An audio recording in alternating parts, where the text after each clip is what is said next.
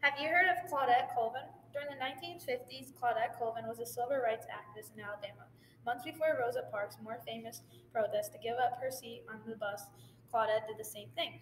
Claudette was born on September 5, 1939, in Montgomery, Alabama. She was adopted by QP and Mary Ann Colvin. Her mother worked as a maid and her father did yard work and mowed lawns. Claudette lived in a poor neighborhood in Montgomery, Alabama. At this time, it was very racial divided, and Claudette was a victim like all the other African Americans. When she was 4, she was out getting groceries with her mother when a group of white kids came to the store and asked her to touch hands with them to compare their skin colors. Claudette did what the boys asked her, and her mother saw. Her mother slapped her on the face and told her that she's not allowed to touch white people again. Claudette went to a segregated high school for African Americans. She went to the high school Booker T. Washington School. She was a member of the NAACP Youth Council and received mostly A grades. Claudette aspired to be president one day. It was History Month at her school. They were studying black leaders like Harriet Tubman and the runaway slave who led more than 70 slaves to freedom through the network of safe houses known as the Underground Railroad. They also were studying Sojourner Truth, a former slave who became an abolitionist and a women's rights activist. Her class had also been talking about injustice as they were experiencing daily under the Jim Crow segregation laws, like not being able to eat at lunch at the counter of white people. Some other issues Claudette had to go through, other things like the segregated bus. They could not try on clothes at new stores, and if they wanted new shoes, they had to take a diagram of their foot on a paper bag and take the paper bag to the store to get new shoes. Claudette was only 15 when she stood up for what she believed was right. On March 2nd, 1955, Claudette was on a Capitol Heights bus after school riding home.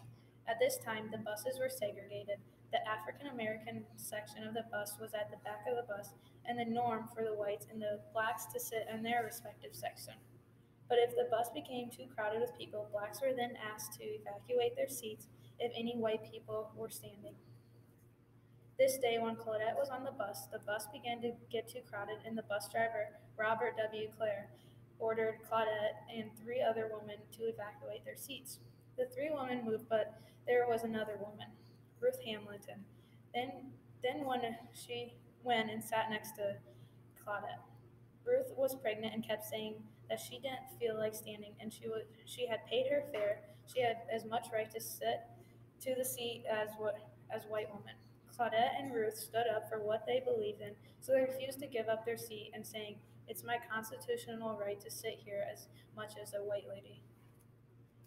I paid my, the famous African Americans article stated that she said, "I paid my fare, it's my constitutional right." Claudette later told the Newsweek, "I felt like the Sojourner Truth was pushing down on one shoulder and Harriet Tubman was pushing down on the other, saying, 'Sit down, girl.'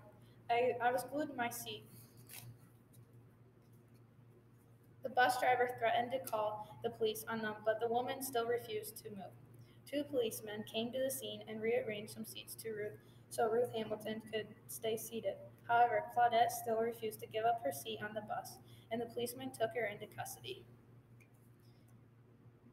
The article of Border and Gale, the woman before Rosa Parks, stated, "The National Association of the Advancement of Colored People did consider using Claudette's case to challenge the segregation laws.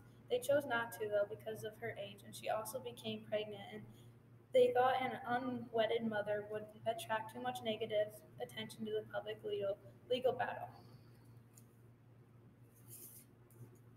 Later in court, Claudette opposed the segregation law by declaring herself not guilty. The court ruled against her and put her on probation, and despite the light sentence, she could not escape the court public opinion. She eventually had to drop out of college, and with reputation, she had now made it impossible for her to find a job. She did become one of the plaintiffs in the historic court of Broder v. Gill, which district court and eventually the U.S. Supreme Court would use the strike to strike down segregation on buses. She was a plaintiff along with Ariel S. Broder, Susan McDonald, and Mary Louise Smith. Janet Reese was initially named a plaintiff in the case but had to withdraw early due to outside pressure. The verdict of the case was a historic step of African Americans as it officially led to the end of segregation and the signing of the 14th Amendment. There are some reasons why Claudia was forgotten about and Rosa Parks is remembered for what she did. When Claudia moved to New York City, she never really told her story. In her new community, people were mostly talking about black enterprises, black power, and Malcolm X. No one was really talking about integration. Also, the NAACP and all the other black organizations felt like Rosa Parks would be a good icon because she was an adult. They didn't think teenagers would be reliable. Rosa Parks also fit the right profile. She had the right hair and the right look, so she even had the skin texture that was the kind that people associate with middle class. She also was the secretary of the NAACP and was respected and well known. It was not easy for Claudia after the bus act. There were people in her community that shunned her and experienced various difficulties and also became pregnant. There were several civil rights leaders that felt like she was an inappropriate symbol for a test case.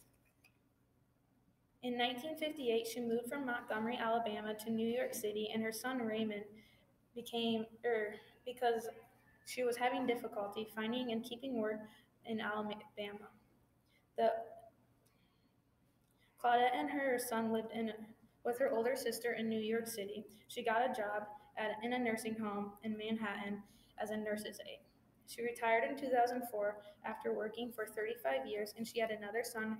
Raymond did die at the age of 37 of a heart attack in New York City. Her other son went to college and became an accountant in Atlanta. Claudia Colvin is still alive today. She is 79 years old and still living in New York City.